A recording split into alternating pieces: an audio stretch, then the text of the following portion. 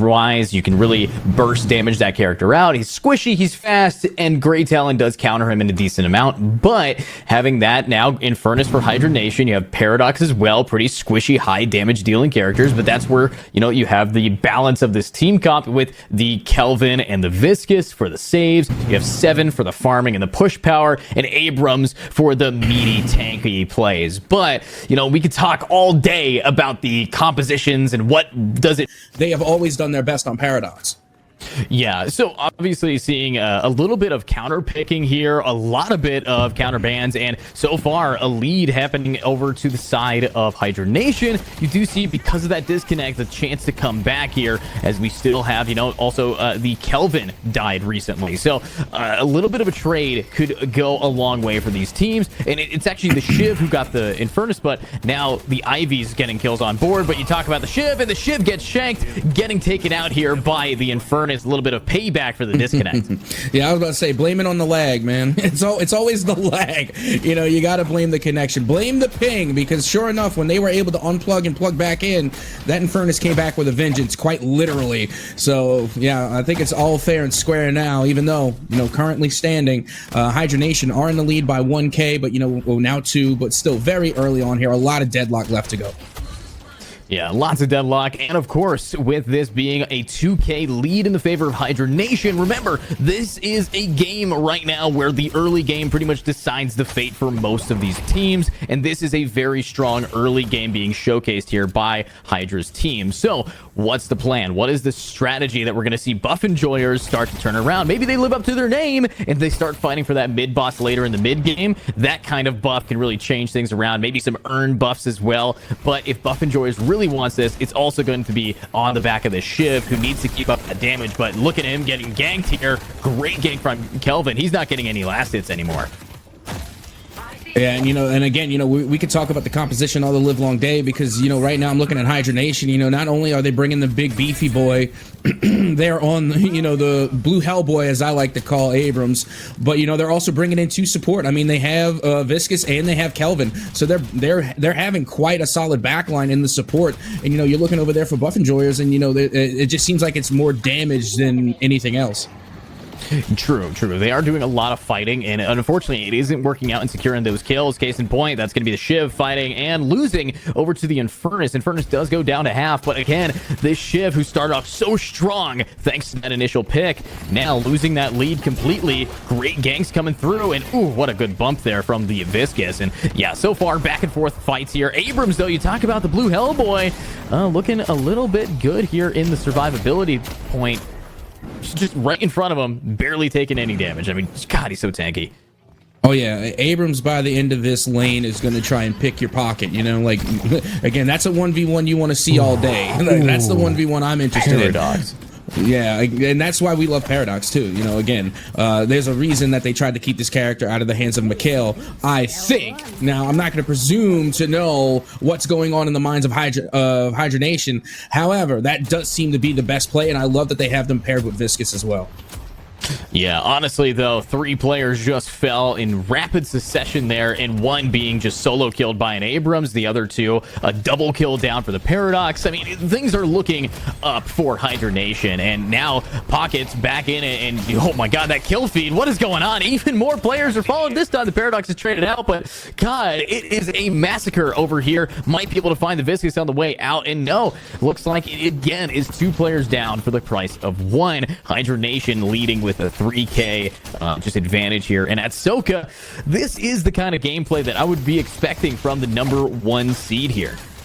Oh, absolutely. And you know what? Like you had mentioned, a lot is determined in the early game, right? So Hydra Nation didn't waste any time just getting that first elimination. It felt like it was a matter of seconds when the game started that they were getting these eliminations. Now they're trying to confirm yet another one. They got the 2v1 gank here on the Ivy, and this should be no problem for them. Easy cleanup, as that will be another elimination in the favor of Hydra Nation. Now Shiv coming to join the party, but hold the phone. It's not looking too well for them, as they are eliminated. And right now, Hydra Nation just piling on that that sole lead, getting elimination after elimination.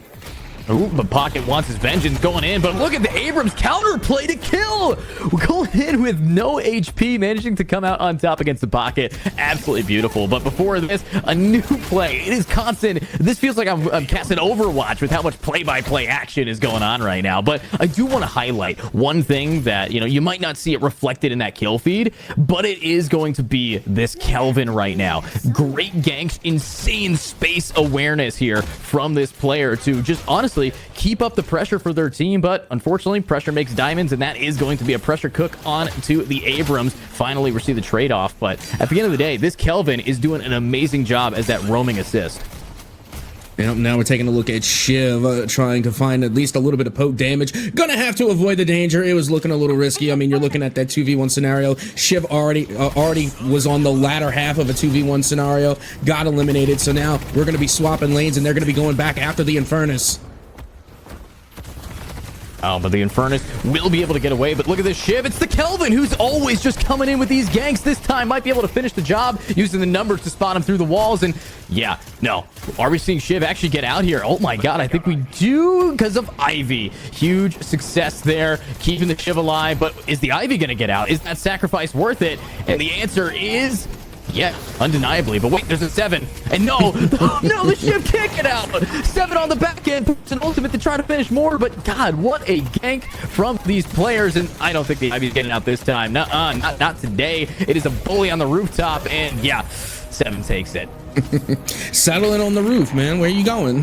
Come on, man. We got to settle this. Take it up sky high. And then it was really interesting and quite amusing because like just the shift of attention. You like first, the focus on Shiv. They're trying to pin Shiv, and then all of a sudden the Ivy comes in, tries to go for the save, and then you think Shiv got away, and then they still get eliminated, and then Ivy follows suit. So right now, again, Hydra Nation just absolutely popping off on these eliminations. And also, like you said, got to give credit to the Kelvin. They have 4 assists. They don't have any kills right now, but they still have 4 elimination participation. So that, that definitely checks a box for me.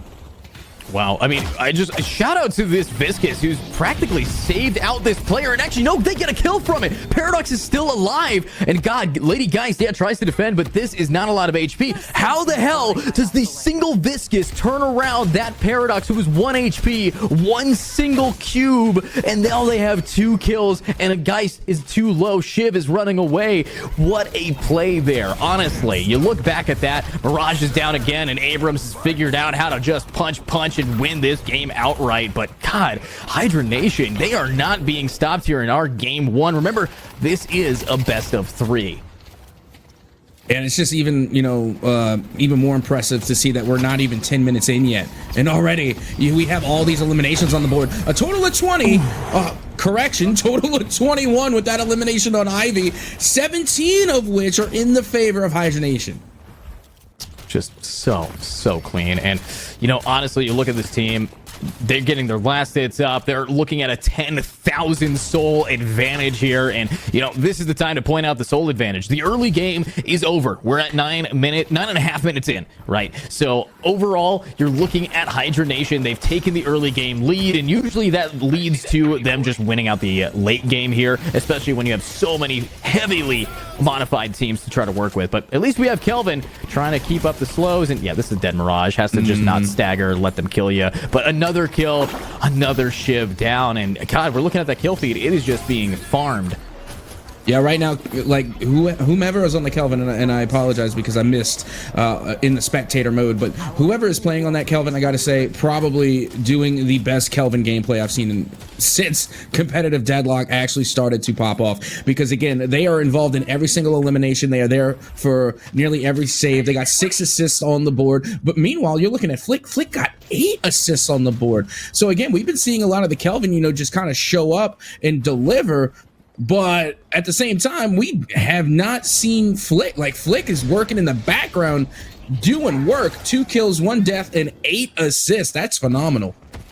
Yeah, I mean, Flick definitely getting enabled here by Viscous as that support, but again, the Kelvin roaming, helping out the Abrams to secure those early game kills. The 7 now getting on these flanks and jumping on top of the Shiv. 7 versus Shiv. It's going to be a no. hold bar, another pick down. This time it's the Abrams getting another hydration here, living up to his name, just with the Viscous, cooking up another player. 3 fall, a whole Guardian's down, and look at the HP. That was free for Hydra Nation. It's absolutely insane, you know, and this is what we were talking about, you know, like when things begin to snowball, especially with the Abrams, you know, once they get out of that early game and they really start building, that's when they become extraordinarily dangerous, because the more beefy they get, you know, the more brave they're going to get. They're going to charge head in, they're going to try and get those close quarter combat melee advantages, and then that's when that snowball affects, you really start to feel it after you leave that early game. Yeah, and this snowball now, I mean, the only way that it stops is if we keep seeing picks like that onto the Paradox, sending this player all the way back down, maybe even finishing off the Kelvin who's trying to run, but are they going to be able to get out? Is the Kelvin going to survive? The answer is no, thanks to Piggy, thanks to the Ivy who hits their shots, but Pocket incredibly low here. Might be able to get ganked by this Viscous who's looking to try to avenge his players, and there it is, Divine Barrier wanting to just get a little bit quicker.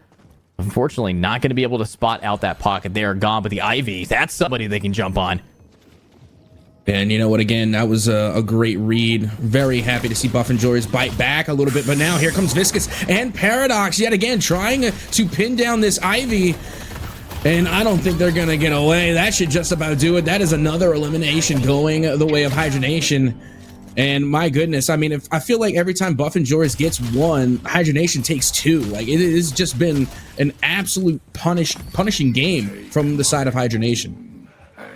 Yeah, I mean, very punishing here. Hopefully, we can see a difference in the early game in our next map. Of course, this one, you know, we're not going to be seeing another early game for, I would estimate, another 15 minutes here. I'm thinking this game is going to be stalled out pretty well here by Buff Enjoyers, especially because of their team. They have a lot of, you know, just poke damage, which really helps once they're inside their base. But you look at this, the defense, Geist here, the ostrich lady herself. I think she's an ostrich just because look at how she stands. It's that weird arm. She kind of reminds me of a turkey, you know, or some kind of big bird. But you're looking at this, they're trying to defend this walker. It ain't working too well at Soka, as Kelvin's just being able to kind of mow through it. And yeah, that's going to be the first walker down.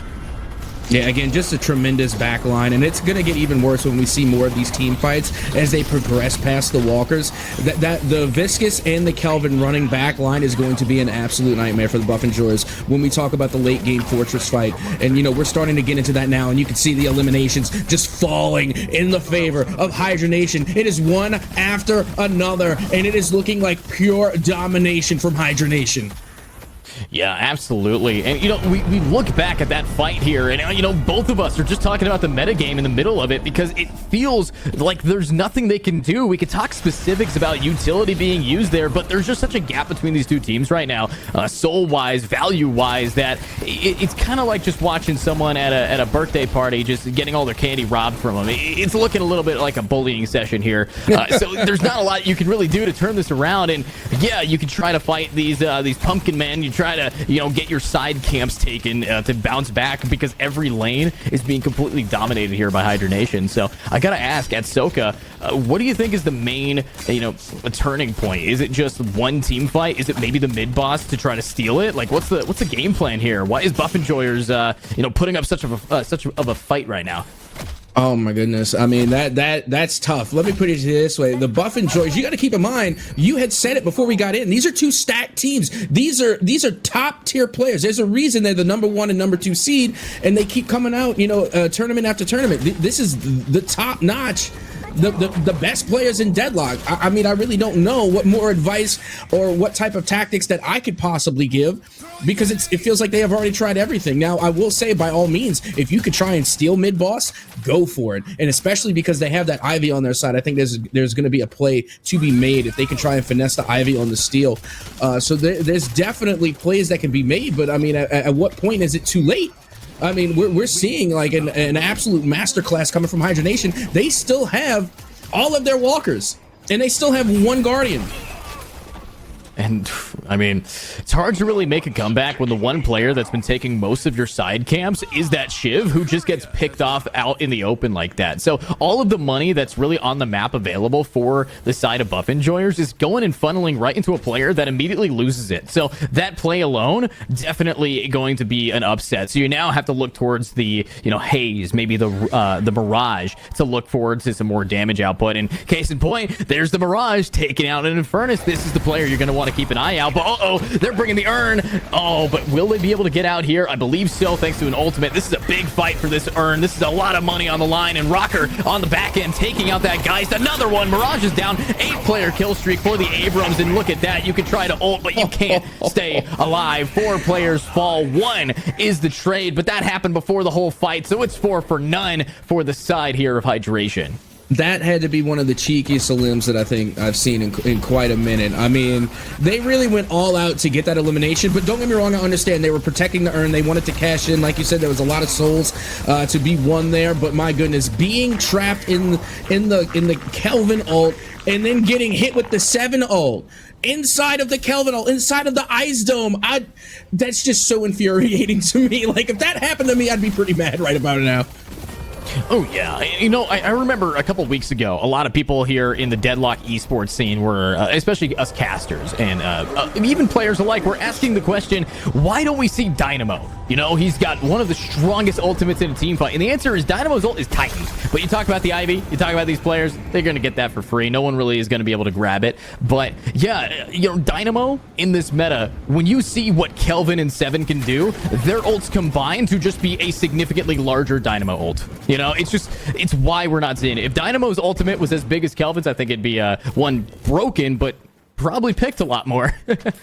No, I completely agree, and especially with the point about 7, because I've been getting all like the scrutiny for saying that I just can't. Like, 7 is probably my most irritating character. It's not that I dislike 7. Again, they're a great player. There's a reason they have a high pick rate and the highest success rate, the highest win rate in casual. Be that as it may, it's casual play, but still, there's a reason the character is so popular, and there's a reason that the character has such a high win rate. It's because they are effective. But to me, that's what makes them so annoying. Just to play against, just to have them. And I've been saying this since day one, that 7 is just an amazing character. So again, when you are able to really use them at their fullest potential, they are so hard to beat. They are so hard to overcome. I mean, you're looking at it right now, and they are still leading the way in souls. They got 25k souls, 8 eliminations, and right now it's Abrams leading the pack here with 11 eliminations, but 7 is right there. Yeah, right there, and honestly keeping up just because this 7 is made to do damage to objectives and made to farm the side camps. And honestly, that's why they're keeping it up so much. And of course, they're given that space thanks to this Abrams, who's now ready to come on into a fight. We're in the high ground. It's the high stakes here as we have Rejuvenator activated. Bye-bye, 9 killing spree here for the 7 as 1 more falls. Bye-bye to the pocket, but a trade comes out onto Flick. There's the pick onto the Paradox, but there we go. Rocker keeping it up, another 9 killing spree. Rocker gets it to double digits, 10 on the board, 1 player remaining. You can't do much now. People are staggering, the shrines are falling. Bye-bye to 1, and it's gonna keep on moving. Can they even defend? Do they just sit and spawn? It looks like that's what the Ivy's doing. They can't really do much except for let the game end, but no, they wait for their players, they wait for their team, they get back on here, but it's maybe a little bit too late. All of the base boss shrines are down. And not only that, but you still have the Rejuvenator for every player but the Paradox. So even if you manage to hold off this defense, I mean, and they should be able to get the patron to a weakened state, and there you go. Now the patron is weakened. Even if they manage to hold this off, the next play is coming in quickly, and there goes the 7 ult. That is huge. Should be able to give them enough time, give them enough space to finish off the patron. You can see it dwindling. That is it. GG. Go next. Get good. Well done. In that game, it was just trickle effect down.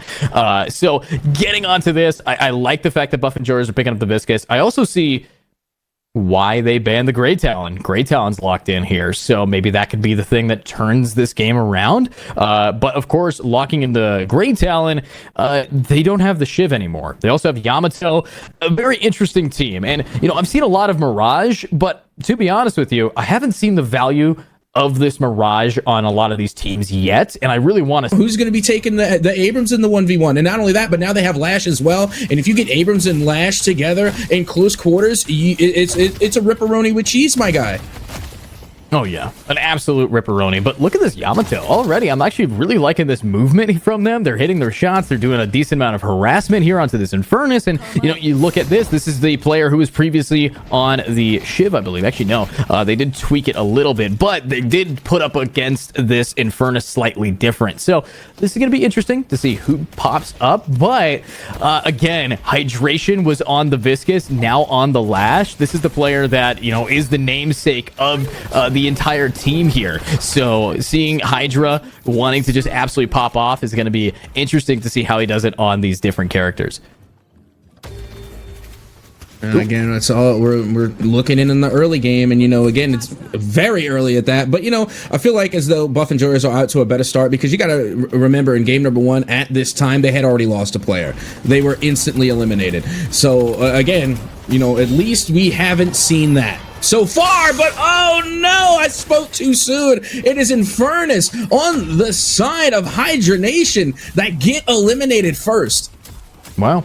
And to be honest there, that is very similar to how the last game started. The difference was the first blood, of course, went to the Abrams. But again, we did see an early round lost from the Infernus. But it was a disconnect. This time, no disconnect. This time, we're seeing some picks up, though. Another one down. The McGinnis, your favorite. Unfortunately, getting diffed out by some great Talon player here. Oh, okay, might be a second. I think there it is. Yeah, they were able to take out the 7. My goodness, no wonder this great talent got banned. I mean, already that's 2 back-to-back eliminations, and now you can see the Haze trying to take out the Abrams as they barely escaped. Well, I mean, okay, I'm looking a little bit happy about that. Now you're seeing a complete shift in this early game, taking out the Abrams, taking out, of course, both the McGinnis, and also taking out these players' entire chance at really that early game launch. But if we can see that shut down, if we can see a little bit of turnaround, I wouldn't say the early game ends until about the 8 to 9 minute mark here. So we got a ways to go to see how actually this is going to be turned up. But 3K lead very early. Yep, and here we go. This is a fun fight. I mean, we got Kelvin taking on Viscous. That's always fun to see, right? The 2 backline supports going at each other. Meanwhile, Mirage down low trying to avoid the danger. And there's Viscous again. Is they're gonna, you know, try and maneuver around, finding that Kelvin and realizing that they don't want to get got in that 2v1 scenario. Let's see this. And, you know, a little update here. Last game, we also had difference of ping. So big ping diff because we have an EU team versus a pretty much NA team here. So now Hydra Nation is going up with a little bit of a ping gap. And last time they were in the lead of that. So we're seeing it might actually just be a ping diff here, as we're seeing a lot of picks happening and a surprising huge shift in the way the playstyle is going. Yeah, right now it really does seem like Buff and Joyers are waking up. They are coming alive. This is going to be their comeback match, as it seems. And already they're starting off huge. I mean, a 6K soul lead this early on, that's pretty huge for them, especially coming off of, you know, what could be considered, you know, quite a bit of a crushing defeat in their previous outing in game 1.